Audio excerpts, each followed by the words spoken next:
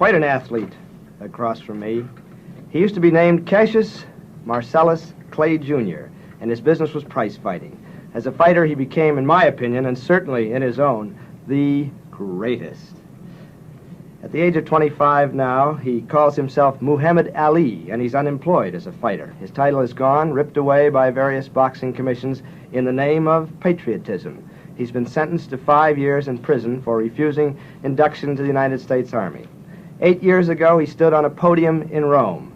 An American flag blowing in the breeze, the Star-Spangled Banner being played. He was given a gold medal as an Olympic champion. People thought, here's a kid with a bright future, and he was known as the so-called credit to his race. He had talent in the ring, and he had maybe more talent outside of it. He loved ballyhoo. He loved putting on the nation with a great put-on, that he was the greatest. He maybe was the greatest poet since Robert Frost. At least he had more of his poetry published, saying, Archie Moore must go in for, things like that. But then the day after he became champion, he turned off a lot of the country by revealing that he was a convert to a religious sect known popularly as the Black Muslims and formerly as the Nation of Islam, and that antagonized a lot of the American people.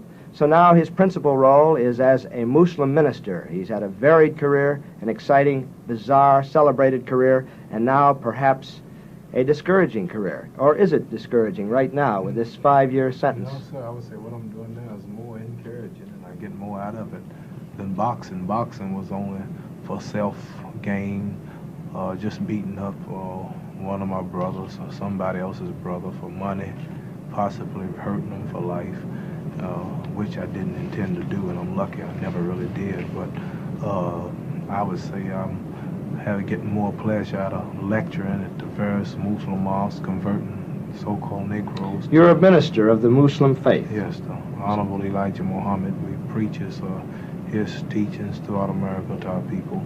And I enjoy this much better than boxing. Or if I didn't, I would still be boxing. I chose this over boxing. What about jail? Now, you're appealing, is that correct? Oh, yes, jail. That could come up, and if I should lose the appeal, then I'll have to go to jail. And I'll be out of there in a few years. Have you thought about jail, what it might mean? Have you talked about people who've been in jail 5 years? Well, we are taught by the Honorable Elijah Muhammad that black people actually have been in jail for 400 years. We've been here in America. But I don't worry about jail. If I believe in Allah, I believe in Elijah Muhammad as the messenger of God, and many great men have to go to jail. And so I don't pay no attention to it. If the time comes, I'll just have to go. Boys in Vietnam are dying for what they believe, and I can't get on them for dying for what they believe, so I'll just have to, and they're dying to free foreign people 10,000 miles away, so I'll just have to suffer so that the so-called Negroes could be free, so they could have an idol and an image they can look up to that didn't sell them out. Do you think you can do more for your people by going to jail? Oh, yes, sir. Yes, There's sir. a report that your manager, Herbert Muhammad, advised you to enter the Army. Is that true? No, sir. No, sir. He couldn't do nothing like that. Everything I do is of my own. He couldn't advise me to go to the Army. When did that report come out? That report was in a New York paper about 2 weeks ago. No, I didn't. This is just rumors. They can't believe that I'm this strong. They thought they would weaken me and put fear in me by threatening me to go to jail and taking my earning power. And they won't let me work in America. The government won't let me leave America where I can work. And I'm getting stronger, and this shakes up a lot of people to see that I'm this strong. It also makes other so-called Negroes strong who are facing the same problems, and in this way, I think I can do more for my people. They've never had a big black man that just stood up and identified with the struggle of his people 1,000%. Once they can get them a white girl, a blonde, a brunette, or a $100,000 home, or a show on Broadway, usually every Negro watching this show now will tell you that you can't talk to them. They're too big to be with their own people. They go marry other than their own kind, and I'm so happy and proud to become great in boxing, to become the greatest one that ever lived. The greatest. You're still the greatest. Yes, sir, the greatest boxer that ever lived. I'm the first one that they had to take a title from in the history of all of the red, white, and blue American title. I'm the first one that they tried to make the world believe that wasn't the champion, and that never has been beaten. What about this title now, Ali? If you're in jail 5 years, Can you come back and be the champion? Well, I don't know. I'm not really worrying about boxing. The more I'm in the spiritual works that Elijah Muhammad preaches, preaching the word of Allah, God, I forget about sports. It's not in my blood. I don't eat rare steaks no more. They make you vicious. I just eat lamb now and fish, holy foods, and this keeps me from being vicious feeling, and I really don't miss it. I have nothing else to gain. I beat the best German they had to offer, the best that Canada had to offer, England, the best that America had to offer, two-time United States Golden Glove champion, AAU champion twice, Olympic gold medal winner, defended the title 9 times, predicted the rounds on my opponents, wrote poems in poetic fashion how they would fall, and I cannot go no farther in sports. And first, another thing I like to say, I'm the only black man that black people can now say has a champion, like I would say Marciano, that's undefeated and retired off. That's true. So That's Joe true. Louis came back. He let the people down. He got beat, and Sugar Ray was a black pride, and they got him beat up. But I'm the first one that So they you never think you could might get. just stay undefeated? Yes, Is there sir. a conflict now? You say, and I certainly believe you and have been with you for long enough to know that you're very sincere in your beliefs, that you're a man of God, now a minister. Is there a conflict between that and being a prize fighter? Well, yes, we don't believe in A man of sports. peace. We don't believe in sports, and we The don't Muslims consider- you're speaking of. Right. We don't consider boxing men violent. It's just a sport. It's nothing. Our intention is not to kill. All we use is our fists, and they're padded. We have referees, doctors, and judges at ringside. The intention is to beat the man, outpoint him.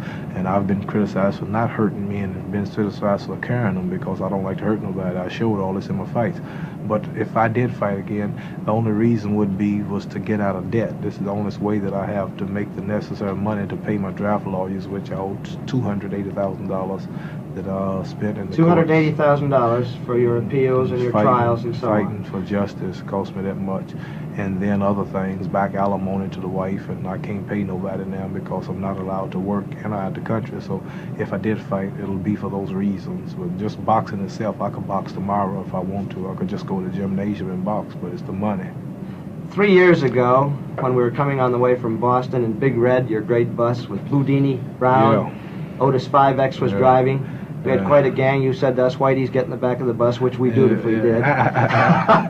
And we had a lot of fun. And the last Yeah. fight, just even though you had all this on your mind and all the pressure, you were with Boudini and you put on the Dracula masks with Saria, one of your trainers.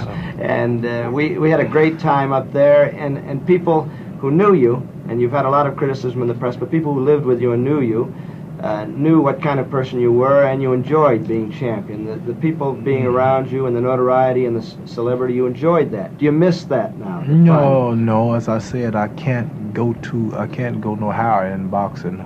There's no one I could beat who could get me more praise than being a boxer.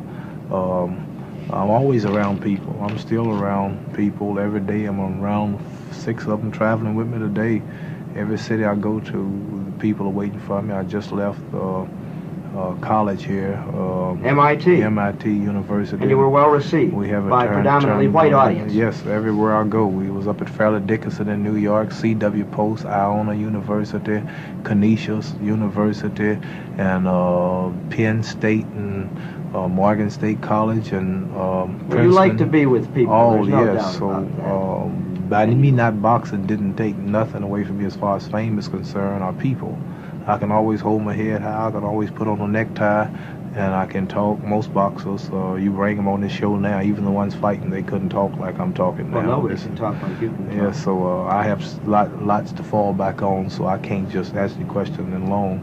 I just can't miss boxing. Do you remember, Ali, that night when we were on the bus? We were in Yulee, Florida. We stopped to get some food. It was a Jim Crow diner. They threw Boudini out, and you didn't go in. I told him not to go at first. I told him not to go because I can tell. I went in first, and the man said something about we don't serve Negroes. I said, yes, sir, I'm sorry. And I went because we who are Muslims don't believe in forcing our places self. And you said to Boudini that night, you said, you're following Martin Luther King and people like that, and you're wrong. Did you not?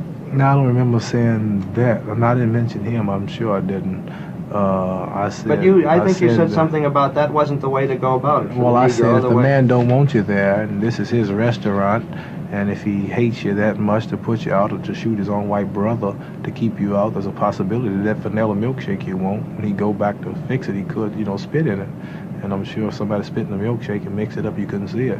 And I don't see why you have to be sick mentally to want to force yourself into places where you're not wanted. You see the man hate you. You see they don't want you down here.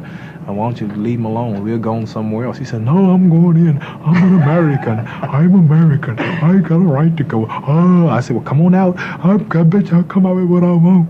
5 minutes later, he came out with nothing. He said, treat me like that. I'm a man. I said, I told you, leave the people alone. They didn't want you. You just make yourself look like a fool. So we went on down the street, and another white Finally got restaurant. some We could eat Augusta, in. Georgia. Right, Yeah, we could eat in. Yeah. But tell us about the Muslims now. As I said, the day after you won, you remember that very well. Sonny Liston, the big old bear, as you call him, sat in his corner, quit to you. You became champion of the world. Everybody thought this is a refreshing young man. I always wondered what was his trainer talking about. I'll let you finish right after this. You know what his trainer was talking about when Liston sat on the stool? No. He said, Sonny, get up, the bell rung. Sonny said, my mama didn't raise no fool. I'm standing right here on my stool. You got that poetry still going. What was she going to say? No, I was going to After say that the next day, Ali, when everybody was saying the stereotype thing, here's a refreshing young man, we Good found boy. out you were a Muslim, and people got scared. I got bad all of a sudden, yeah. People got scared, I and don't you got know. bad all of a sudden, right, I overnight. was a good boy when I was hollering, I am the greatest. I cannot be beat. I am pretty. I'm the king. He. I was a good boy. But when I said I'm a Muslim, my religion is Islam, what's wrong with that? You have 600 million Muslims on earth, and Muslim only mean one who submits entirely to the will of God, Allah, and Islam only means peace, entire submission to God, and we don't believe in forcing ourselves on Do you hate white the people. whites? No, sir, we don't hate Why whites. has that grown up, do you suppose, that the Muslims this is are a false hate white propaganda group? to scare Negroes, to keep them from coming, because Negroes by nature love their enemy. They pray for those who use them. Negroes by nature don't hate nobody. And so if they can make people think that we're a hate group, that'll frighten them. But we don't hate white people. We know white people. We know the history of white people. For an example, if a tiger broke in this room now, I would beat you getting out. If a rattlesnake broke in here, I'd beat you getting off of this stage. I don't hate rattlesnakes. I don't hate tigers. I just know I can't get along with them. After learning the nature of the snake and the tiger, I don't want to try to eat with him or sleep with him because I know that he might bite me. So now that I You know don't that- think that we can ever get along. I I think that was your point with I Martin know, Luther King. I know when you whites and blacks cannot get along. This is nature. This getting worse every day. The latest government fact-finding committee just said that things are becoming to be separate, just two societies, black and white. That's what we've been telling you, separation. Now the government admits that that's coming. White women have got gun clubs all over the country. Learn how to shoot at black targets. Understand they're making guns that'll shoot through brick walls just to get Negroes. And Do they, you believe that? I know it. I said Mayor Daley on Chicago, I think, somebody ordered helicopters or something just with these rats and rotating machine guns on them, and they breeding dogs that just attack black people, all kind of spray and mist and banana slicking. Well, what are you And going to do now as one of the prominent black persons and a Teach 'em person who all. can be a leader and that you I'm look not up gonna be to? a leader, What is your but role in this I can't perhaps be a- civil I war, as people call it? Can't be a leader, but I can tell them about the leader. All I can tell them is to join on to their own kind, accept their own kind, join on to the true religion, which is Islam, join on to the Muslim teachings, which is taught to us by the Honorable Elijah Muhammad, the honest black man preaching the truth to black people. Clean up your own neighborhoods, do something for yourself, quit has begging this to religion integrate done and for you? beg to separate. Ali. Well, if number one, the Honorable Elijah Muhammad and the religion of Islam has given me a beautiful name, Muhammad Ali, which has connected me with some 56 Muslim countries. I have 56 government invitations. This is why Washington won't let me go to Japan to fight, because the prosecuting attorney there came to Houston and told the judge that if we let this man leave, he might not come back because he has 600 million Muslim brothers that would gladly make him a millionaire fugitive. So this is what it's done to me, where I used to try to get love of whites and beg to be with whites, and now I can go sit with kings in Egypt, Lebanon, Syria, Pakistan, Indonesia, Saudi Arabia. This has taught me a knowledge of myself. taught me to love and respect my own people, taught me to marry and my own women, all great Negroes. But you're obviously not uncomfortable with whites. I don't think you are. I'm uncomfortable. Are you with uncomfortable with anybody. me right now? No, I'm comfortable. I'm real comfortable with you. Of course, I know how far to go with you. I'm not going to go home with you now and flirt with your daughter. I'm not going to try to push you out of your suburb. I integrate so far. See, we don't. That's why I like Governor Wallace. He tells the truth about things You like that. George Wallace? Yes, sir. That truth he tells, we like. He tells the truth. You believe that? I see him telling the truth. You don't believe he's been a tough influence in this country and a bad influence? Well, I don't agree with everything nobody say, but I like what he say when he says that Negroes shouldn't force themselves into white neighborhoods, and white people shouldn't have to move out of the neighborhoods just because one Negro comes. If they don't want to sell the house to him, he shouldn't, and that makes sense. If a person don't want you, why are you going to push yourself on him? And Wallace is admitting that this ain't right, and let the people do what they want to do. They need local government where they can decide what they want to do in their own community, and just don't make some northern so-called liberal come in and bust the neighborhood up, and they all have to pack up and go somewhere else and always be Well, what would you say uncomfortable. for your people? They're living in deplorable conditions in Chicago now. They're living in terrible conditions in Chicago. This is now. all over the world living in terrible conditions. This is why Elijah Muhammad teaches us that they need some land of their own where they can produce and build their own homes, schools, factories, and hospitals, since they're suffering and been turned away from many of whites, and get some land since we helped build America to be fit to the richest states on the planet, fought in all American wars to help maintain and uphold the government. Why not should we have some of the land where we can build and construct? Negroes are doctors, Negroes are lawyers, physicians, mechanics, plumbers, electricians. Why not can we go somewhere now and build a future for our children such as other people? Why should we just remain beggars and employees? Why not can we go and a job? But do you think this could happen? In other words, you want some land in the United States. Now Elijah Muhammad teaches us that God taught him, not me, that this land should be here or elsewhere, just like all people. No people can be free and independent without land. No people can be free if they can't feed themselves. No people can be free if they don't clothe themselves. Negroes are 22 million people, Elijah Muhammad teaches us. We don't make shoestrings. 22 million people and don't have a toothpick factory. 22 million people, if you white people closed the grocery stores tomorrow, we would starve to death. But you have your own stores in the Muslim community. Elijah Muhammad's buying hundreds of thousands of acres of farmland throughout the country, canning up and food and taking it to supermarkets and his restaurants that he's building all over the country. He's got his own colleges, universities. He's on radio worldwide now, national here in America. He's on TV in Washington. He prints 2 million newspapers a week called Muhammad Speaks. Yes, we've seen it. And he's got mosques and temples all over the country, and he is the black man for black people to follow. He's not just asking for a job. He's not just asking for a house in a white neighborhood. This is nothing. See, Negroes are actually fighting for equality with the white man's dog. You may say, why? Well, when they say we want open housing, they still not getting nothing. The dog ain't got. The dog sleeps in the house with white people, in the bed, many of them. And Negroes want to ride on the best transportation up front with the white people. The dogs do better than that. He ride right in the front seat. I see him when the sun's shining. Dogs ride right in the front seat of the car. And Negroes, they won't eat the white man restaurant and this and that. Still, the dogs eat out the same plate. I see this. So in reality, the Negro's not fighting for equality with the white man. He's fighting for equality with the white man's dog. To be equal with the man, he needs some airports. He needs some train stations, some television companies, some water plants. He needs some farmland. It's going to be hard to get, though, isn't it? And not if he has some land of his own. He has some land. And if the white man gave him justice and repaid him for building up this country and working 310 Some years people without like a Stokely payday. Carmichael, Ralph Brown, say that the white man will not do this, though. Well, But they have to be militant. They are militant. You, I Well, think, we probably look- know these men, do you I not? know them good. We would look like fools trying to be valiant against the most powerful military country on earth. We would look like bulls running down a railroad track head on into a locomotive train. You might say, look at that brave bull, but when that bull come head on with that train, all he will have left as his monument is his blood and his flesh on the track. See, we can't be powerful against the man who makes the bullets, who makes the guns. We look like fools with a pop gun hiding on a roof shooting at the army. If every Negro had a machine gun, a tank, a bazooka, a year's round of ammunition, and a good hideout, we wouldn't have a chance because we don't control no food. After 2 or 3 days, we'd be hungry. For us to be violent against America, we would have to have superior weapons than America, and we don't have the factories nor the earth to dig the material to manufacture the weapons. And if we would get the weapons, we would have to get them from So you don't agree with And I'm Stokely, sure you are not going to give Negroes weapons to shoot you with. So I'm not here here to talk, say I don't agree with Stokely, I don't agree with Rap Brown, I don't agree with the late Martin Luther King. We're all black people who are fighting for freedom, justice, and equality. Everybody have their approach. There's a war going on in Vietnam. One man fights from the air, one man fights from the land, one man fights from on top of the water, one man fights in the submarine under the water, one man comes from, he's a Secret Service man or a spy. They're all fighting the same common enemies. They say the North Vietnamese people, but they have different approaches. Negroes have different approaches for their freedom. One man believes in integrating. One day we all be white, he say, look like white people after 200 years. One believes that education and politics will solve it. One believes shooting and looting and burning up the country will solve it. One man believes integration will solve it. And we believe separation somewhere to ourselves will solve it. So we're not here to talk about these fellows. The same dog that bit them bit me and biting me, but we just don't agree with their approach to the freedom, but we all are for them if they are sincere in their way. And one day we hope that they will all soon recognize the true leader, Elijah Muhammad, and will all soon be Muslims. What do you think will happen? Elijah Muhammad is a very old man.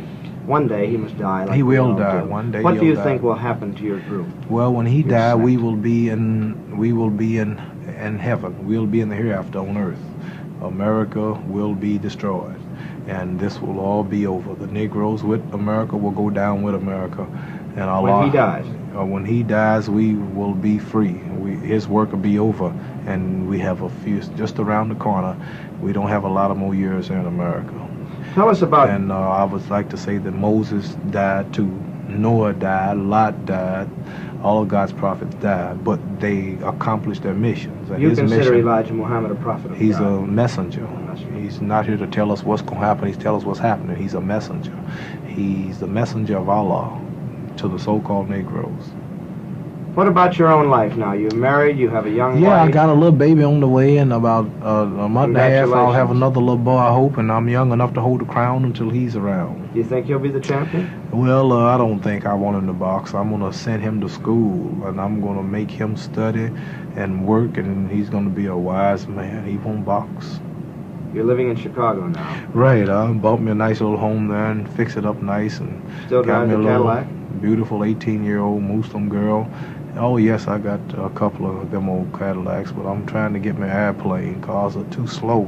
I travel so much. Every day I'm in certain cities, and I'm always moving. I always have calls, and driving are killing me. And I would like to have my own private plane, and now I'm pricing a Learjet, and I have a company just like there Niarchus in Kansas City where they make those things, Wichita. They are working now with giving me a good deal on one where I maybe probably could lease it. Cause it's well, too I guess much I'll pry into your personal affairs. There have been so many stories that you've been like Joe Louis and that you're broke.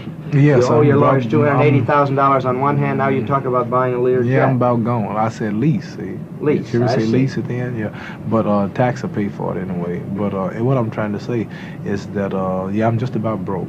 I'm not allowed to work here now in America. I'm not allowed to leave America. I'm not like Joe Louis. I didn't fight 13 years. See, I was 29 fights and won them all. Yeah, but I just only had 9 title fights, and out of those 9 big title fights, my cut was $2 million. My cut after everybody got after theirs. Everything. That was your cut. $2 million. No, not after everything. This is before taxes. Before taxes. Yeah, after my manager was paid, after my opponent was paid, the peanut man, the popcorn man, and everybody, my cut was $2 million. And out of $2 million, the 10 white men, the black men in Louisville, they made a deal with the government behind my back. I knew nothing about it. Real quick, they made a deal with the government where they would give the government 90% of all my earnings before I got them. This was called the Joe Louis law to keep me from being broke, they say. But 90% of my $2 million went to the American government.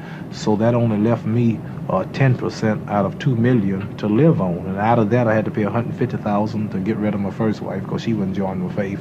And then naturally, it cost me money to live. So the money's about gone. And not only me, I don't know why people are so confused over one Negro boxer getting low in funds or depleted in funds when America's broke. America's now canceling trips and things to save money. So if you know if big powerful America can get broke, you know a little Negro boxer can get broke.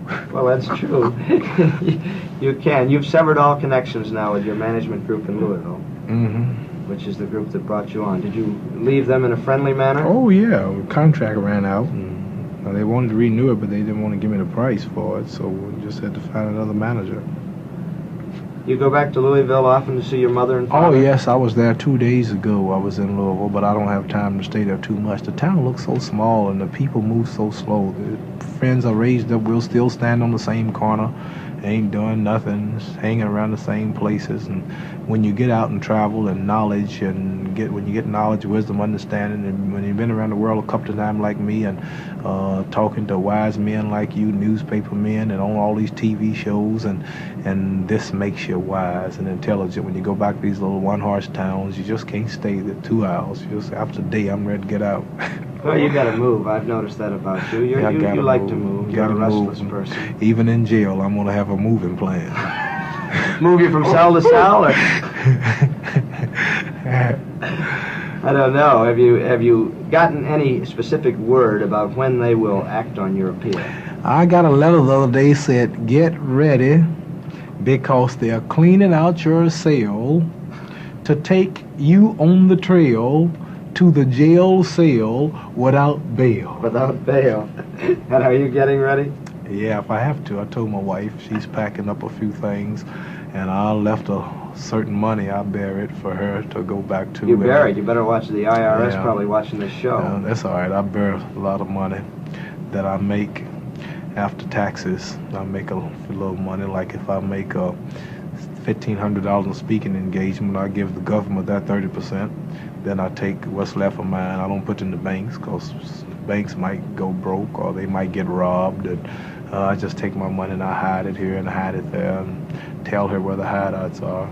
Well, you're not too worried. Now, Bill Russell, whom you know, of course, who coaches the Boston Celtics here, I said to him 2 years ago, I said, it's a shame that this boy, who's such an attractive boy and such a fine guy and a good fighter, may wind up broke, like Joe Louis. And he said, well, that just shows that you don't understand. And he said, you just don't understand that's why we admire him so. Is it because he's ready to give up everything for his religion? Yeah, I haven't go around and do this, and they don't equate you with Joe Louis at all. These people you're talking about, they spent money on white women. They set up bars, and they went playing pool and golf for $1,000 a hole, and they were known to make millions and millions when it wasn't no high taxes, and they were not hindered by white America. They were allowed to see. The white America has completely closed all the doors on me. I'm not allowed to work in America, out of America. I was stopped right in my prime just when I started making money. So you can't compare me with nobody like Joe Louis or nobody. And I don't think we can compare you with anybody. I can, yes, and tomorrow I can go back to get the money. If I would only deny my faith, if I would only join up against my religion, I could easily go back to making millions. So I can always say that I turned this down. I didn't lose it. I turned it down. And I go out still with my head high. You've always had your head high, Muhammad. Yes, and thank you. And I'm not what they call Uncle Tom. And money, the flesh and the blood of my freedom, of the flesh and the blood and the freedom of my people comes before money. And this is why black people are nowhere today. The white man, such as you are saying now, they're always talking about money. You're broke. Are you losing money? They threaten our people with money. You won't eat. How you gonna live?